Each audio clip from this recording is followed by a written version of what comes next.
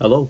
It is currently about 11:45 p.m. and I have just beaten Dead Island.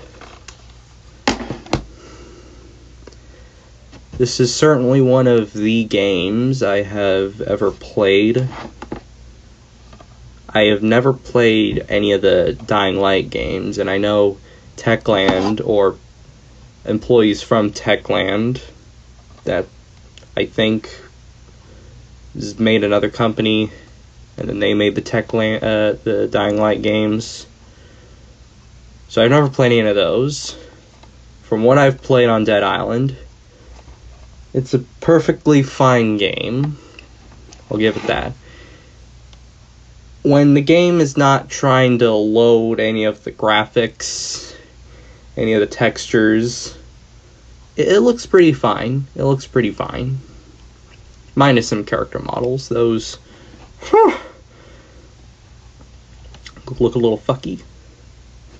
And the combat, despite it advertising intense pulse-raising combat, it's kind of this is a action RPG that came out in like 2011.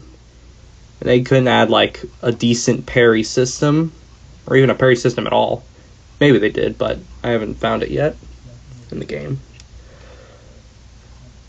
For my playthrough, I played as Jean May, the girl that's really good with blades.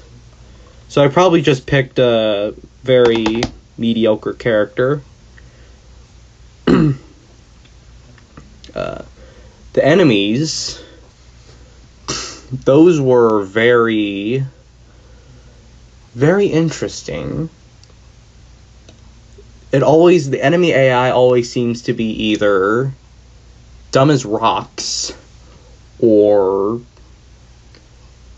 concerningly smart. The standard zombies are definitely basic enemies. You always need your Goombas, your what else is there? Your raiders. You need your Goombas, your raiders. The basic enemies, they fill that job nicely. The infected, I fucking hate the infected. They swarm you. They like swarm you in packs, just very fast, and they just pound on you. They just keep fighting you off, and the best thing to do is to just like run away and then just wail on them as best as you can. Sometimes you might need a little firearm, and there's also the thugs. It was really hard when I was first fighting the thugs, but overall, it was okay when I got the strat down. For anybody who is struggling against the thug enemies, the best thing to do is to amputate the arms as best as you can and make sure to just keep kicking them. I forgot to mention there's a kick mechanic. Kind of meh. But anyways, the best thing to do is just keep kicking them, and until they do their little until they do that, and then you just wail on them while they're in the middle of that animation cycle. There's also the chargers, I think, if I remember. Those were really hard. I was stuck on those things for like a week. And then I figured out you gotta hit them from the back. Pause. You gotta hit them from the back after they charge at you. The map design. The map design was pretty hit or miss. Sometimes it was pretty fun navigating around it, like the town.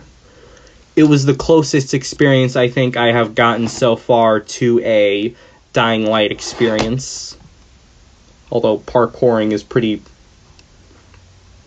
it's pretty frustrating because it has that kind of, the controls have the kind of movement that's like in a GTA or Red Dead game, where it's like you're more controlling a meat puppet rather than actually being the character.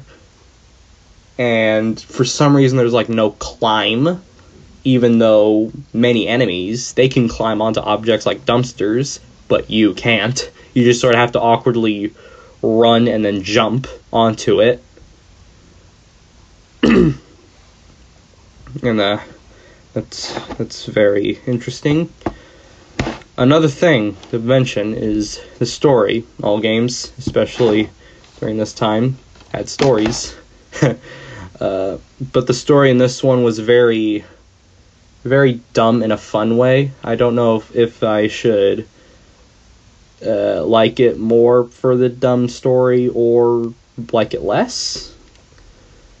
But the story was definitely dumb. It's all about, like, you play as one of the 4 characters with their own separate backgrounds, and you sort of have to get off this tropical island. It doesn't say, but it's strongly implied to be, like, somewhere in the tropical areas, like somewhere within, I think, Cambodia. No, not Cambodia, but Cuba. Or Haiti. Somewhere within there.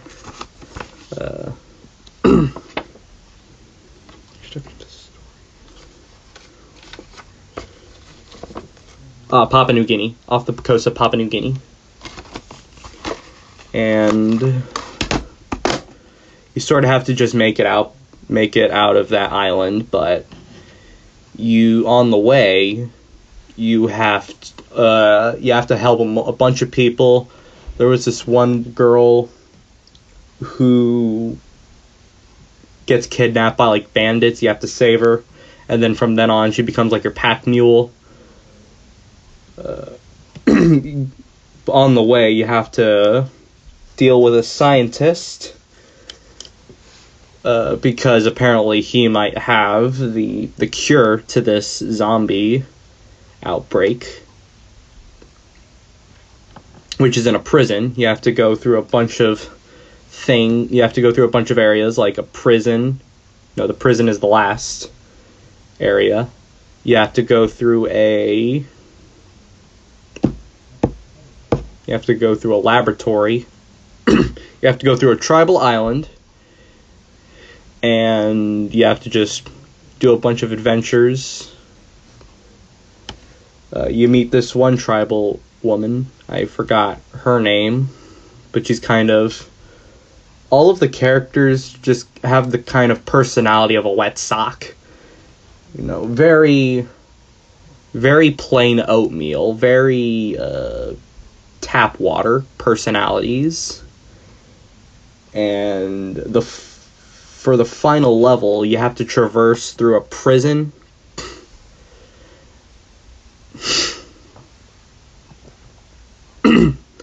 You have to traverse through a prison and help a bunch of the prisoners with their bullshit. And by the end, a bunch of zombies get inside, and you have to make your way up to the top, where you fight the scientist who had been talking to you through an intercom throughout the entire level, and he turns himself into a giant monster zombie mutant thing, and you have to kill him. All the while, you have to deal with burning infecteds. I hate the infecteds, man. But yeah, anyways, you kill him if you're good at the game, and that's the ending. Overall, this was definitely one of the games of all time. I would definitely rate a strong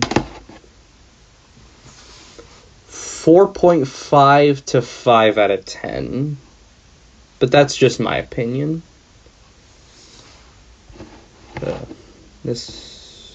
Goodbye.